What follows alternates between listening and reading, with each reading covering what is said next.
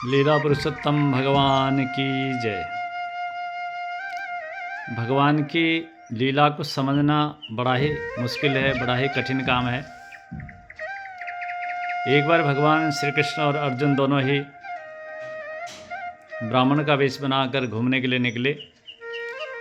जाते जाते किसी गांव में पहुंचे और वहां जाकर के अर्जुन ने कहा, प्रभु प्यास लगी है।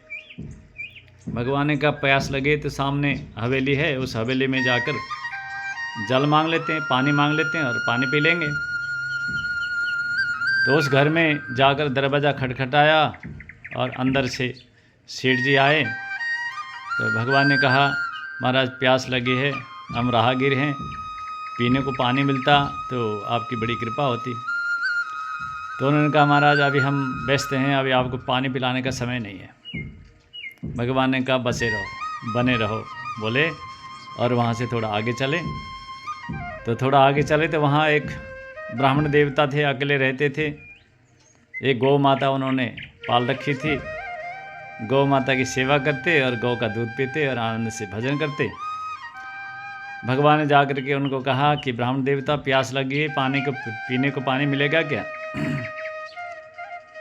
तो ब्राह्मण देवता बड़े प्रसन्न हुए। उन्होंने, आओ प्रभु, तुलसी इस संसार में सबसे मिली धाये, ना जाने किस रूप में नारायण मिल जाए। उन्होंने आव भगत किया, आसन में बिठाया, चरण धोए, शीतल जल पिलाया और फिर बोले, प्रभु मेरी एक गाय है, यही मेरी संपत्ति है, इसी गाय के सहारे में जीता हूँ और ठाकुर का भजन करता हूँ। तो मेरी थोड़ी सी प्रार्थना है कि आप भी थोड़ा थोड़ा गौ माता का दूध पी लीजिए।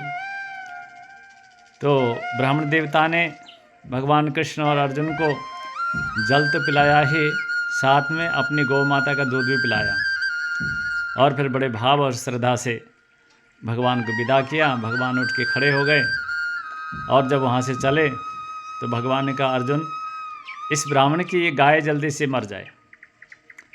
तब अर्जुन को बड़ा आश्चर्य हुआ कि प्रभु, जिसने हमको पानी भी नहीं पूछा, पानी भी नहीं पिलाया, उसको तो आपने आशीर्वाद दिया कि बसे रहो, बने रहो, फलो फूलो।